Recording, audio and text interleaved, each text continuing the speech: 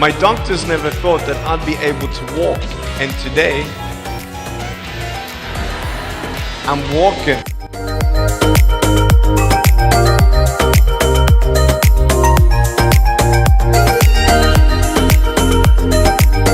Don't be afraid of work, don't be afraid to try, don't be afraid to network, and don't be shy. Go out and try, and you never know who you may inspire along the way.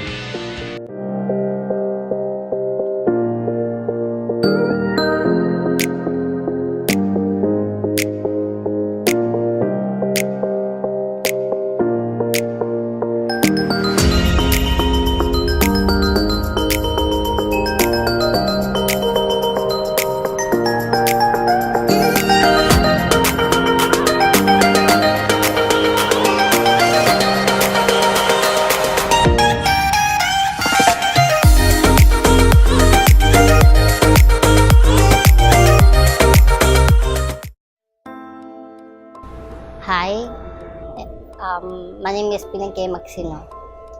I'm 21 years old. I'm a bowling athlete.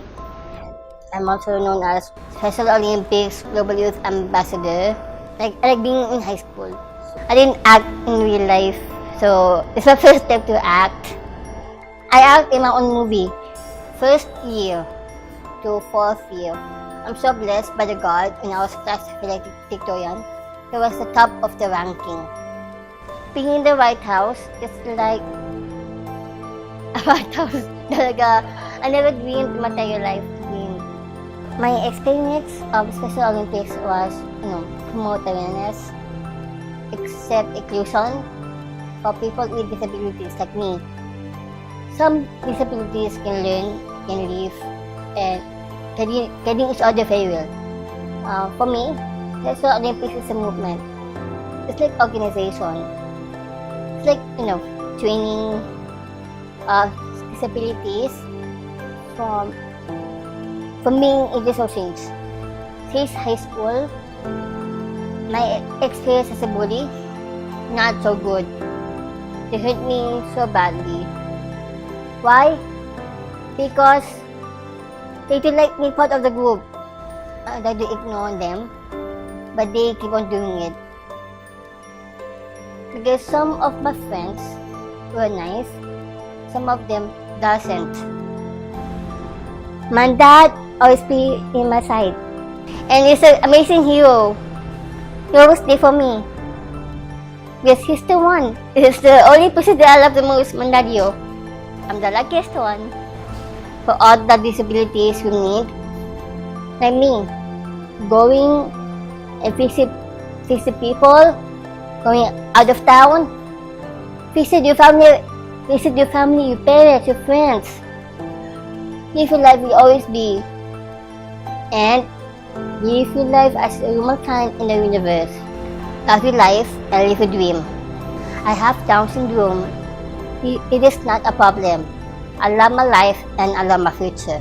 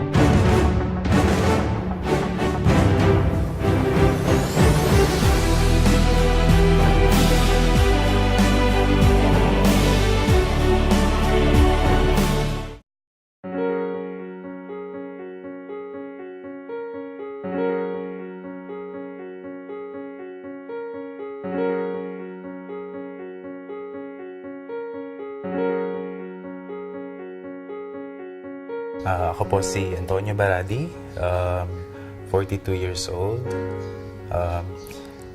isang PWD.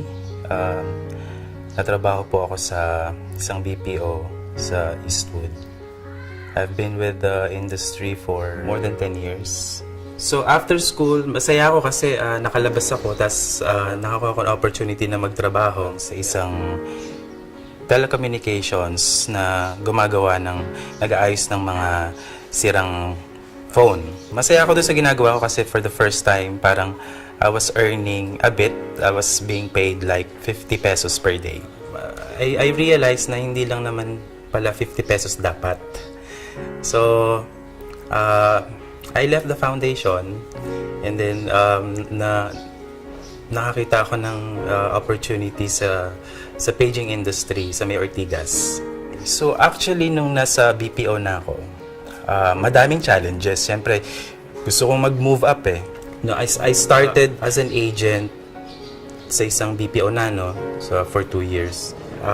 Siyempre, may mga magsasabi na hindi mo kaya, baka mahihirapan ka. Tapos nagkaroon ako ng opportunity na makakita ng isa pang opportunity sa BPO na malaki yung bigay, which is nagsaserve sila sa mga deaf and mute sa US tsaka sa Canada. Hindi ko naisip na may limitation ako. Hindi ko inisip na disabled ako. So inisip ko na kaya kong sumabay.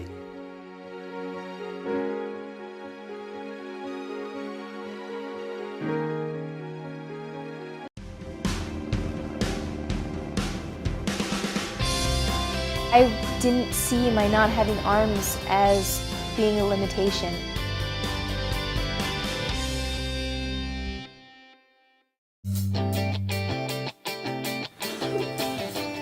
Jessica Cox was born without arms due to a rare non-genetic birth defect, but this hasn't held her back from driving a car, gaining a black belt in Taekwondo, playing the piano, scuba diving, and becoming the world's first licensed armless pilot. Naturally, people saw the fact that I didn't have arms as a limiting factor, but I was there to prove them wrong. Now she travels the world as a motivational speaker with her husband, Patrick. If I had to describe Jessica in 3 words, it would be kind, positive, and unstoppable. Even as a child, having no arms proved no obstacle to Jessica. As a young little girl, I was in just about everything. At 3, my mom had me in gymnastics. At 6, I started tap dance lessons. 10, I started Taekwondo. I did modeling. I swam starting at the age of 5. I did every activity you can imagine. She tried wearing prosthetic arms from the ages of 3 to 14, but hasn't used them since.